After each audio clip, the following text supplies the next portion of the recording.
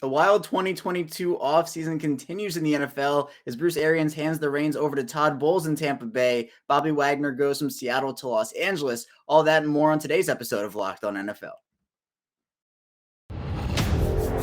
You are Locked On NFL, your daily NFL podcast. Part of the Locked On Podcast Network, your team every day.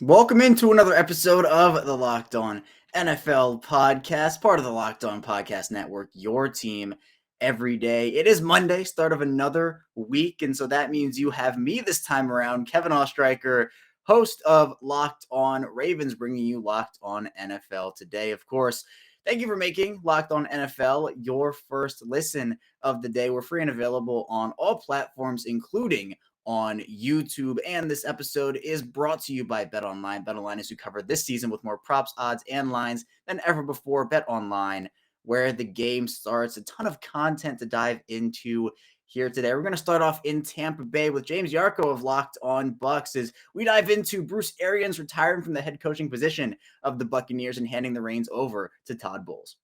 Well, there have been retirement and unretirement galore in Tampa Bay this offseason, and here to talk about it with me here, James Yarcho of Locked On Bucs. James, it's been busy for you this offseason with all these retirements. How you doing today? I'm doing well, and yeah, it's been an exciting offseason. It's the highest of the highs and the lowest of the lows all wrapped up in a span of about 2 months. Right, and it's, Tom Brady retires, and you're thinking, who's the quarterback of this team now? Who's it going to be? Then he comes back. Then, very short amount of time later, you have Bruce Arians stepping away, retiring from the head coaching role of the Tampa Bay Bucs, and that role is now going to Todd Bowles, now former defensive coordinator there. I mean, James, how much out of thin air did this come to you? Is this a complete shock? Was it kind of something you thought could have been in the works? I mean, what was your initial reaction to this move? It was really, really surprising, honestly. David and I have talked numerous times on Locked On Bucs that, Arians is, he's not going to be around for a very long time. So they kind of have to maximize the window that he's there. Then we kind of felt that he and Brady were tied at the hip. And when Brady left, Arians would leave and walk off into the sunset. Of course, there have been the health issues for Bruce over the course of the last few years. That's why he left Arizona and then was able to come back in a little bit more of a diminished role, handing the play calling off to Byron Leftwich and things like that. So it was really surprising that it came when it did. But personally, I felt that it was going to be coming sooner rather than later. I just kind of figured it would be after the 2022 season and not right before the NFL draft. Yeah, and with Brady coming back, you're kind of thinking, all right, well, things might just be the same as they were. They might bring in a couple pieces, but then Arians goes, and now it's like, all right, this is going to be a little bit different this year for Tampa Bay, but not moving far from the coaching tree there with Todd Bowles coming in. And it feels like this was kind of the right decision for this team. They were kind of last in the coaching cycle because they came into it really late. But do you feel like Bowles is the right man for this job? I mean, he did wonders with that Tampa Bay defense. Didn't have a successful stint in New York with the Jets as the head coach. But how confident are you that Todd Bowles is the right man for this head coaching job?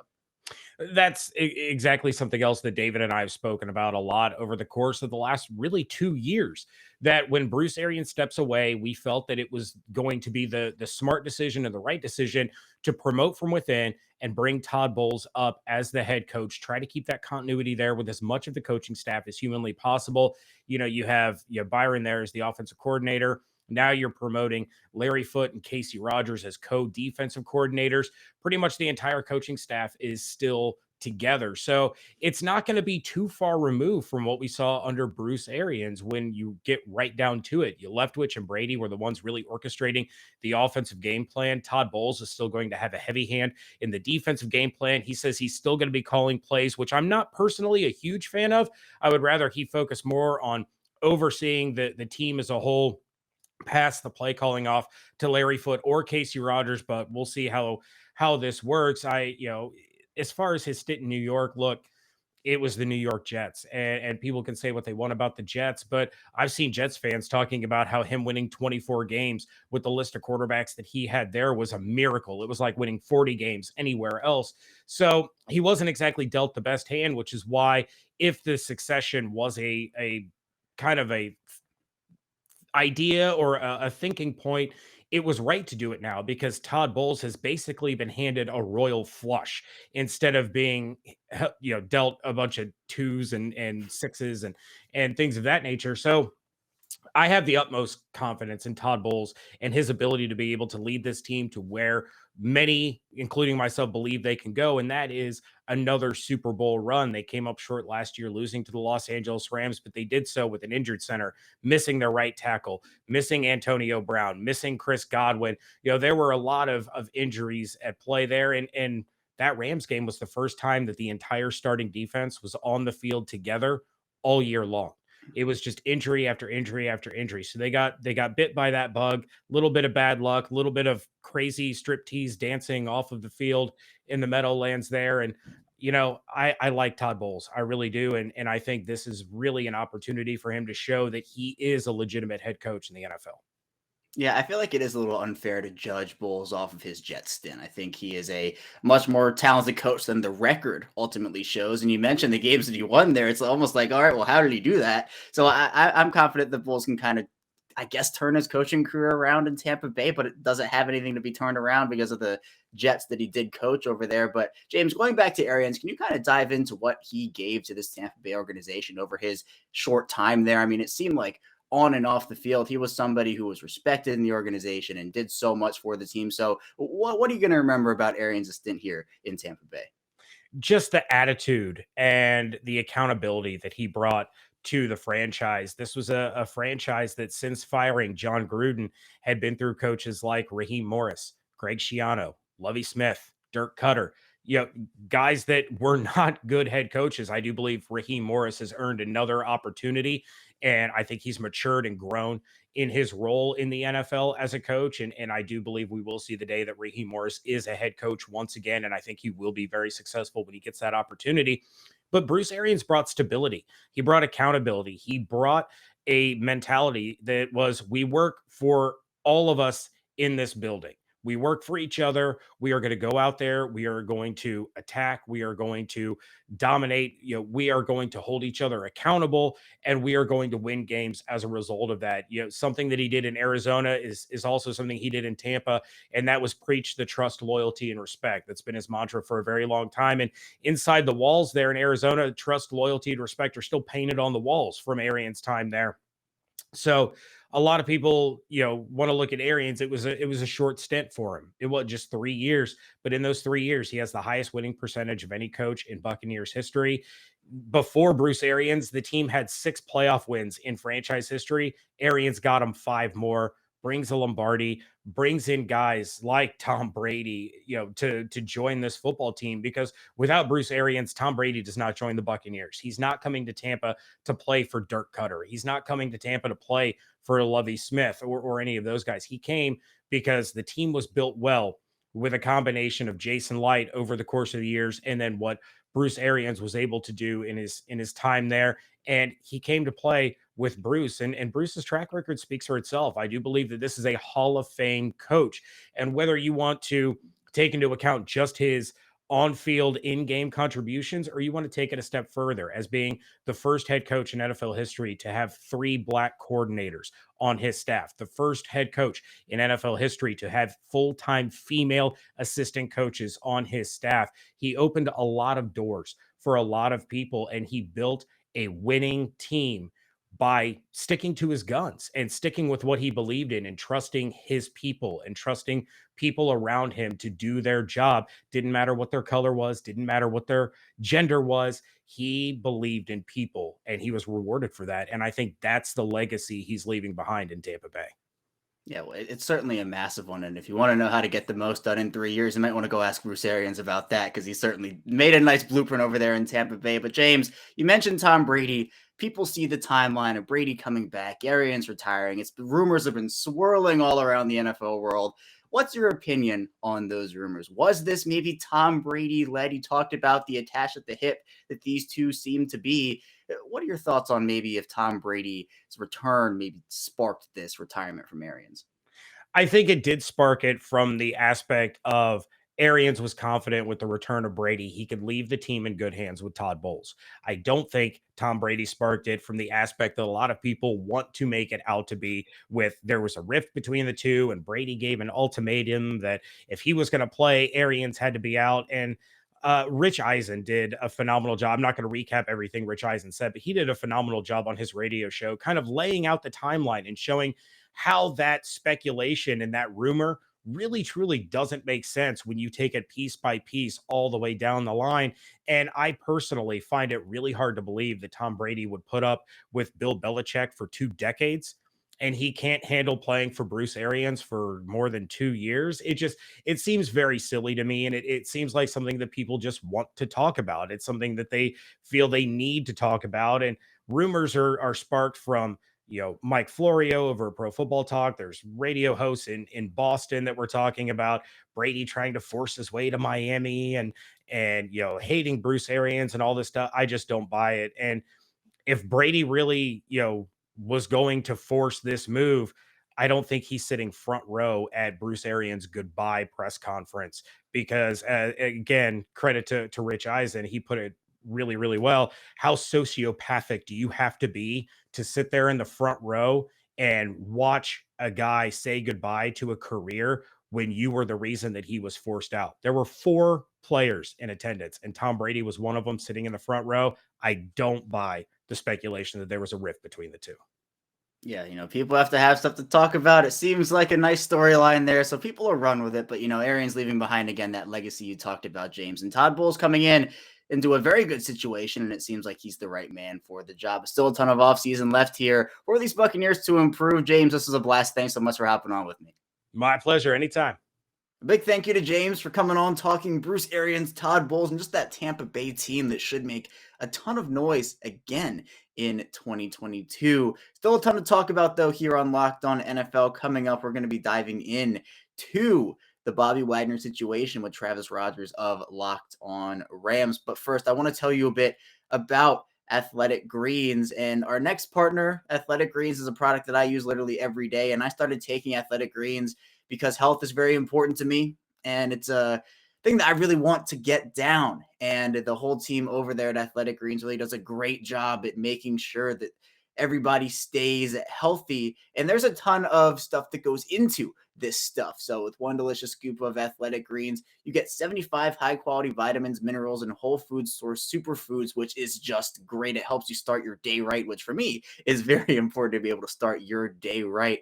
And there are just a ton of reasons why I personally consume this, and really it's lifestyle friendly. So whether you eat anything like vegan or dairy free or gluten free, it really does cater to that lifestyle. And also it's really important to take a multivitamin anyway. And so AG1 is a small micro habit with big benefits too. So those are very good things to have. And so right now it's time to reclaim your health and arm your immune system with a convenient daily nutrition, especially heading into the flu and cold season.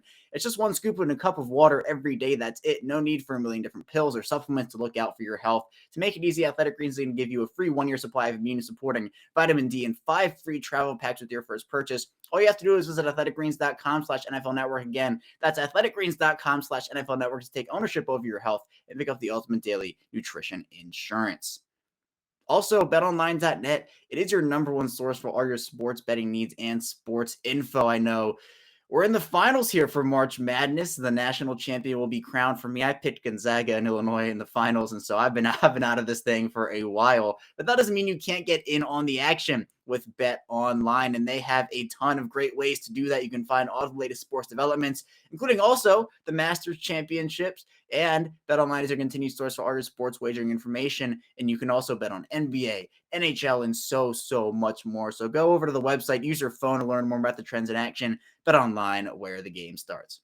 Still here on the Locked On NFL Podcast Monday edition. Kevin Oestreicher, your host, still here with you. And of course, thank you for making Locked On NFL your first listen every day. And make sure you're following the Locked On NFL YouTube channel here. Locked On Experts are covering the biggest stories around the NFL every Monday through Friday in less than 30 minutes. It's free and available wherever you get your podcasts. And now we're going to dive into the Bobby Wagner situation. Wagner stays in the NFC West, going from Seattle to the Los Angeles Rams. And we'll talk now with Locked On Rams host Travis Rodgers about what that looks like in Los Angeles. One of the best free agents now off the market, courtesy of the Los Angeles Rams, Bobby Wagner, going back home to Los Angeles. Here with me to talk about it now, Travis Rodgers of Locked On Rams. Travis, the Rams have had a busy offseason. They're in LA defending that Super Bowl championship. How you doing? I'm great, Kevin. It's a good time to be a Rams fan. They're good, and they're adding more good players. Very exciting. Yeah, and the addition of Bobby Wagner, I mean, what a deal for this team. It's a 5-year, $50 million contract, could be up to $65 million in bonuses. Now, Travis, this probably isn't a 5-year deal in all likelihood. There might be some play around with the money in the 4th, 5th years, whatever you want to call it there. But it was reported Wagner was looking for around a 1-year, $11 million deal. So what were your overall thoughts on the contract that the Rams ultimately brought Wagner in for? Yeah, I think the Rams are willing to do whatever it takes to get the players that they want. I think that they have a budget. I think that they stick to that budget pretty well. And I'm talking individual guys. They have a number in mind. If somebody gets more than that number, they're willing to let them leave. I think we've seen that happen before.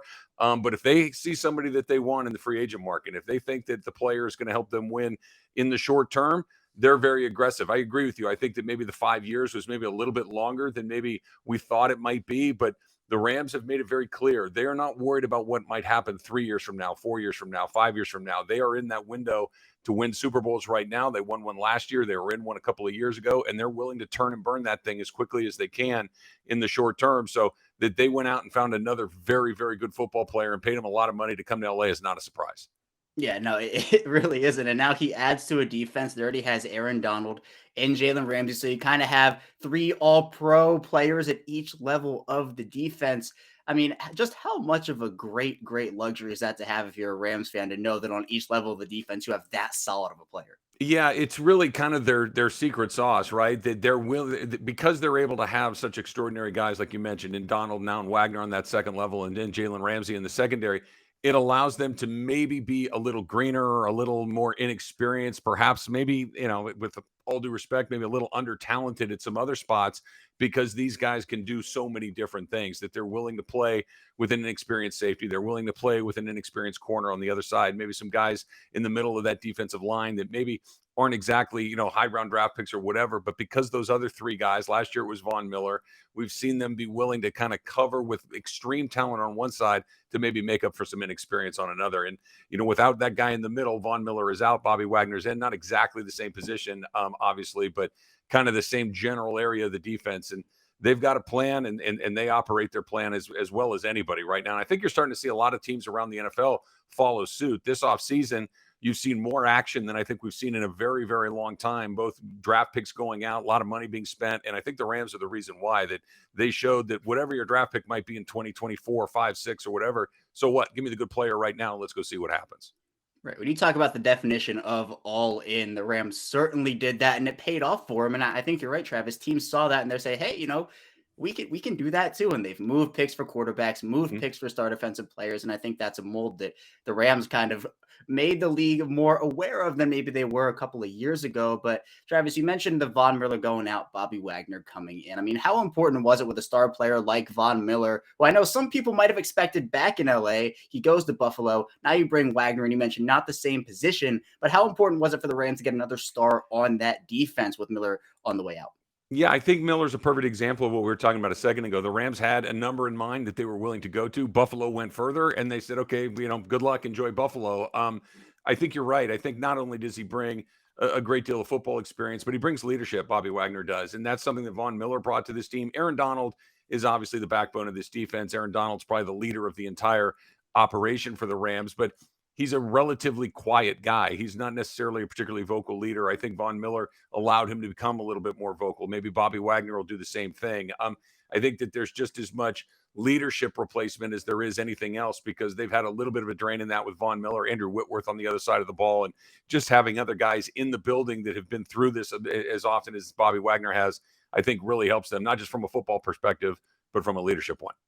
Yeah, and Travis, going into this offseason, because you kind of talk a bit about the middle linebacker position before Bobby Wagner, and just maybe how much of a need this was, and if the Rams really filled a hole here with the addition.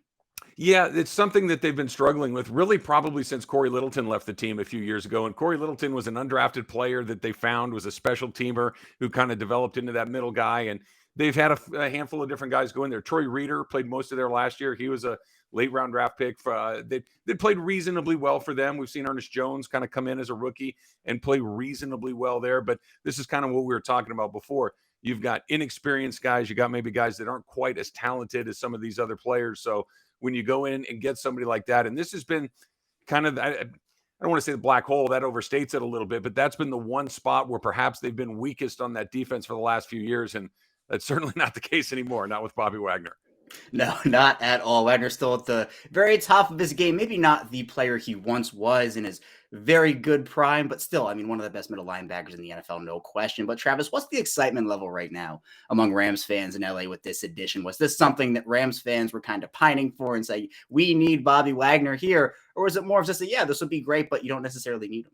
You know, it's interesting that I think the Rams have entered this phase of relevancy here in Los Angeles. It's hard to explain to somebody who's not here. The Rams are new. You know, for somebody that's my age and grew up with the Rams here in Los Angeles, it was pretty easy to get back on board with them. But it was kind of okay. Let's see what they are. Now they've been very, very good for the vast majority of the time that they've been here, and I think people are really starting to come and appreciate this team. And I think what Les Snead and certainly what Sean McVay has been able to do is they've earned the benefit of the doubt with the fans in a very short period of time. So if the team thinks they need Bobby Wagner, the fans are all in. If the team was willing to let Von Miller go, I think the fans look and say, oh, a little bit of a surprise, but okay, you know, in Les we trust, in Sean we trust that because they've been as effective as they have the last 4 years, almost no matter what they do, the Rams fans are willing to give them the benefit of the doubt. And I know that I speak for a lot of Rams fans. I cannot wait for this season to get going again because I think they're going to be very, very good. And they, you know, they've got the most important pieces. They've got the quarterback, they've got the coach, and they got the guy that goes to get the quarterback. That's the modern NFL.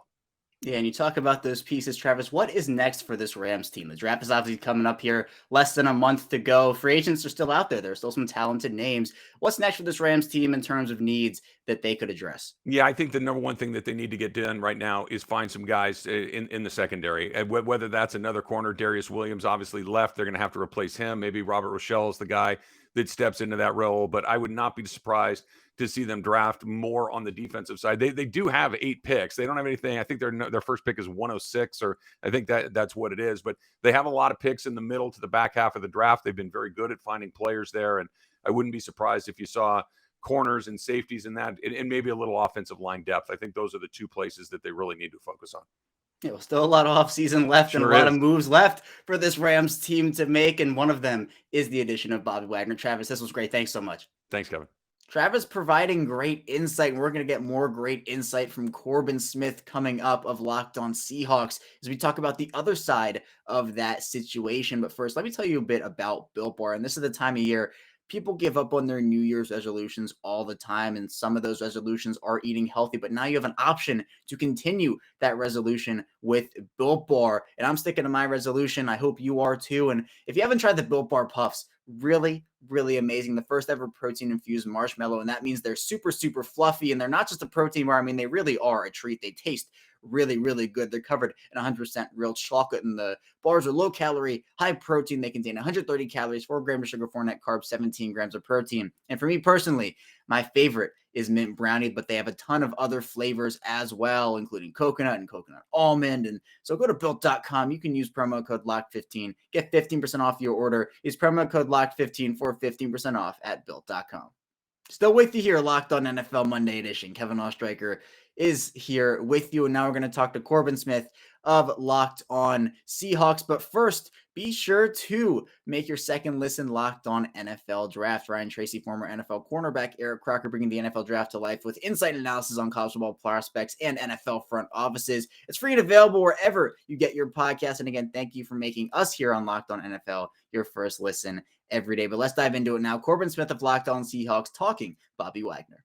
We know where Bobby Wagner went, but what about the team he is going from? Now joining me here, Corbin Smith, host of Locked On Seahawks. And Corbin, it's been a busy offseason for you with Russell Wilson departing, and now it's Bobby Wagner. How you doing?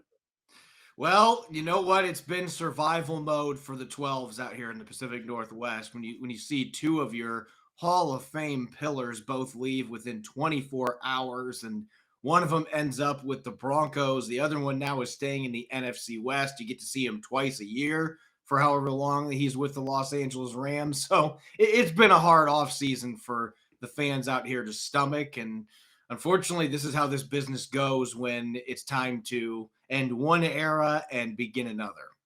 Right. And I want to start there with you, Corbin, because there were pretty much two options for Wagner. It seemed like it was the Ravens and it was the Rams. Now, in one instance, you get Wagner out of the not just division, but the conference. He goes to the AFC. Now he stays in the NFC West twice a year. You play him. What are your initial thoughts to that? And what's kind of the mood in Seattle right now about Wagner's decision to go to a division rival and play there? From a fan perspective, I'd say it's really a 50-50 split right now, how fans have reacted to this. Of course, you've got plenty of fans out here that are upset at Bobby Wagner, and they feel like he owed them better than this to go to a division rival, which I think is nonsense. I mean, the Seahawks were the ones that didn't want him anymore. They were the ones that decided, oh, he's got a $20.35 million cap hit. That's too expensive for him being an aging linebacker, so we're going to cut him. They made that choice. Bobby Wagner doesn't owe the franchise or the fans anything. And he's from Los Angeles. This is a defending Super Bowl champion, the chance to play with Aaron Donald, go close to home. All those factors, it made way too much sense, especially with the money that the Rams offered him. Now, I don't know how many of these years he's actually going to play out on his contract, but nonetheless, this is a way better deal than I thought he was going to be able to get as his own agent at this stage in his career. And he was able to make it happen. And I think a lot of Seahawks fans understand that. And there are a lot of them that really respect Bobby Wagner. I will say this, Bobby Wagner's departure has been taken much better, even with his choice going to the Rams, than how things played out with Russell Wilson ultimately forcing his way out and going to the Denver Broncos. Yeah, and there seems to be just a huge respect factor throughout all of Seattle with Bobby Wagner, and it goes both ways. Wagner posting on Instagram, thanking the city, thanking the team, although we did note that it didn't end positively. He still has a lot of love, it seems like, for the city and the fan base. Corbin, can you kind of go through your memories with Wagner a little bit, just what he brought to this franchise, the city, and everything he did on and off the field? Well, starting on the field, you look at the production. He joined Ray Lewis and London Fletcher as only the third defender in the NFL since 1987 to have 10 consecutive 100 tackle seasons. I mean, the guy has just been a beacon of consistency. 8 All-Pro selections, with 6 of those being first-team All-Pro selections. And he did that in a decade with the team. An incredible talent that really lifted the entire team around him. They lost so many pieces over the years. You saw Earl Thomas and Richard Sherman and Cam Chancellor leave. KJ Wright left last year. 54 was the one rock solid, consistent, elite talent that they had that was here throughout that entire 10-year period. And so from that perspective, Seattle's got a big spot to fill there. They've got big shoes to fill, even though he, I think, showed some significant signs of decline last year in a number of ways. He was still a fantastic player last year, and he deserved the second team All-Pro that he got. Off the field, the amount of things that he has done for the community, and what I've personally appreciated him the most for is his willingness to talk about non-football subjects in press conferences. Last year, he opened every single press conference talking about either, Black businesses in the area, or talking about a book that he read, or businesses and investments. He was talking about things that really matter in life that weren't football related. And it was really a fresh perspective. And you always felt like you got everything that came from Bobby Wagner was real and it was genuine. And I think fans embraced him for that. And the fact that he put his money where his mouth was off the field, the charities and different stuff that he did to contribute to the community, along with the fact that he was a tackling machine on the field and made a lot of big impact plays in the regular season and playoffs over the years, it really made him a revered figure here in Seattle. And so while there might be some that are showing some animosity towards him right now for going to the Rams, whenever the time comes, fans are going to be really happy to put his jersey number up in the rafters and be part of the Ring of Honor, eventually in the Hall of Fame as well. He's going to be a beloved figure here in Seattle because he didn't make the choice to leave. The team made that choice. Right, and no question, he's going to be a part of all the honors in Seattle, and of course, making his way to Canton one day. But Corbin, with the team as it currently is right now, Seattle has that big hole to fill that Wagner has left, and there are a couple options they could do to fill that need. Whether it is guys already on the roster, maybe a high draft pick, or even a free agent. How do you see the team filling that Wagner hole as they move forward here? Well, they really like Cody Barton, who's entering his fourth season. And Barton started the last two games of last season in place of Wagner, who had a knee injury the last two games. And he played really well in those two games. Early in his career, he was playing more of that strong side linebacker where he's playing near the line of scrimmage. And that was not a good fit for Cody Barton. He's more of a drop back, off the ball, cover linebacker with good athleticism. And so him playing that Mike spot, which he hasn't been able to play up to that point because Bobby Wagner's been Mr. Durability, has not missed games. They finally got to see what he could do, and he played really well in those two games. So they are optimistic that Barton can be the guy at least this year and maybe be the guy for years to come. They just have to see an extended period of time with him starting. That being said, I would not be surprised at all if John Schneider, with one of those 4 picks they have in the first 3 rounds, decides to pick a linebacker, because this group, I think, is an underrated linebacker group, particularly the off-ball guys. I'll even go as far as saying I would not be completely shell-shocked if they picked a linebacker with their first-round selection. They really, from what I've been told, like the Lloyd kid from Utah. If you want him, you're probably going to have to pick him in the top 15 picks because he's considered by many to be the number 1 linebacker in this class. I think they'll go another direction, but I would not be surprised at all if they went with Lloyd with that first-round pick. I think Seahawks fans would light their torches if they did that because they picked Jordan Brooks a couple of years ago, and he's going to be a very good player, but they have to fill Bobby Wagner's shoes, and that might be one way they look at it. They could use their second-rounders, one of those picks as well, and maybe even their third-rounders. There's some good depth at the linebacker position. So they've got a lot of options. It sounds like they're really high on Barton, but again, you want to give yourself plenty of options. They could bring somebody in on day 3 to compete against him as well. So all of those different avenues are on the table. Yeah, there are. And you mentioned Devin Lloyd, who's a phenomenal prospect. There are also players later in the draft. You mentioned maybe a day 3 pick comes in, can contribute. This is a very deep inside linebacker class. But Corbin, another hole that Wagner has left is that leadership void that you talked about. Who on this team is ready to step up and be a leader, maybe in the place of Wagner this season? So I think Quandre Diggs, who just got a 3-year, $40 million contract, I think he now takes over as that unsung leader of the defense. And he's already told the media, I'm not changing how I do things, which I think is perfect. He doesn't have to suddenly become Mr. Rah-Rah and be more vocal. But I mean, he is the senior veteran leader now of this defense. And I think Jordan Brooks is going to step into that role. He's kind of been that side guy, biding his time with Bobby Wagner still there. But Jordan Brooks, I think, has those leadership qualities. He's a pretty quiet guy as well, but lead by his actions. So I would expect that Jordan Brooks and Quandre Diggs, and of course, Jamal Adams has to be thrown into this mix as well. Adams, it's his responsibility. He needs to be a leader for this defense. So those 3 guys I would expect are going to be the cornerstones in terms of leadership on defense. On offense, I think DK Metcalf is ready to step into that role. He said that in the Kevin Garnett podcast. I'm expecting that to be the way that this is trending because they're going to have a new quarterback. They don't have a lot of experienced pieces on the offensive line as it stands.